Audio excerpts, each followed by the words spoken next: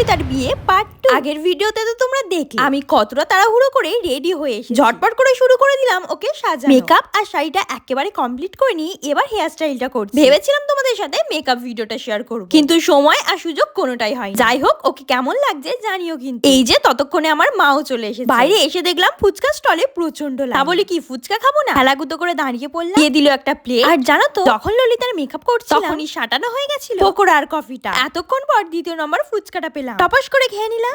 ফুচকাটা কিন্তু দারুণ বানিয়েছে। আমি তো ফুচকা লাভার, তোমরা তো জানো। বেশ কয়েকটা ফুচকা খাওয়ার পর চলে গেলাম বরের সাথে কয়েকটা ফটো। অনেক কষ্টে একটা ফাঁকা জায়গা খুঁজে পেয়েছি। দেখো তো আমার ওভারঅল লুকটা তোমাদের কেমন লাগছে। আর প্লিজ কেউ আমাদের শাড়ির লিংক চেও। বেশ কয়েকটা ফটো আর ভিডিও তুলে নিলাম। দেখতেই তো পাচ্ছ এর মধ্যে কতগুলো মানুষ পিছন দিয়ে চলে গেল। নাচানাচি করার পেয়ে গেছে প্রচন্ড খিদে। এখন আমরা যাচ্ছি খেতে। বিয়ের মণ্ডপ থেকে খাওয়ার জায়গাটা বেশ খানিকটা দূরে, তাই আমি আর মা হাঁটতে হাঁটতে খাওয়ার জায়গায় যাচ্ছি। দেখতে দেখতে কিভাবে যে 10টা বেজে গেল বুঝতেই পারলাম না। তার মধ্যে আজকে প্রচন্ড ঠান্ডা পড়েছে। ভেতরে ছিলাম বুঝতেই পারি, তবে সেটা এখন হাড়ে হাড়ে টের পাচ্ছি। এই তো তোমাদের সাথে কথা বলতে বলতে চলে আসলাম খাওয়ার প্যান্ডেলে। বসতেই তো দিয়ে দিল টিস্যু পেপার আর হজমোলা, আর সাথে একটা জলের বোতল। নুন লেবুর পর চলে আসলো গরম গরম ভাত, তারপর পোস্ত আলু ভাজা, তারপর চলে আসলো মাছের মাথা দিয়ে মুগ ডাল। আর এই কাঁচবাড়ির পোস্ত আলু ভাজার এই ডালটা যে খেতে আমার কত ভালো লাগে কি বলি বল। গপ গপ করে আগে খাওয়াটা কমপ্লিট করে দেখলে এটা শেষ হতে না হতে চলে আসলো এঁচোড় চিংড়ি। আমি তো প্রথমে চিকেন ভেবে বলেই দিয়েছিলাম, হাড় দেখে 2 পিস দেবে দাদা। তখন উনি হেসে বললেন আরে এটা তো এঁচোড় চিংড়ি। তারপর আর কি প্যান্ডেলের সবাই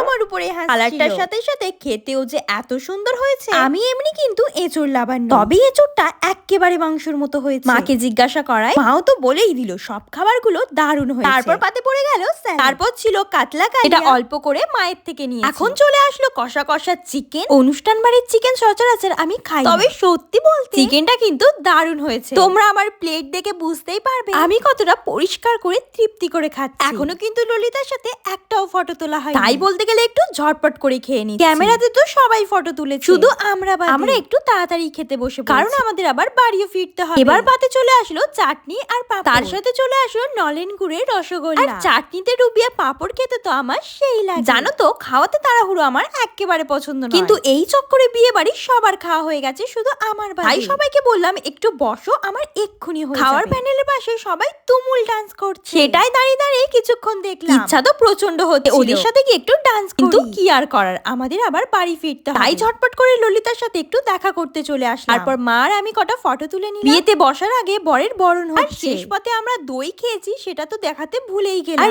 এদিকে বান্ধবী ললিতা সুদীর আগ্রহে অপেক্ষা করছে বিয়ের জন্য। এই প্রথমবার মনে হয় আমার ক্যামেরায় আসলে, এই প্রথমবার। কেমন লাগছে কমেন্ট অবশ্যই জানাবে সবাই। হালকা করে দাও।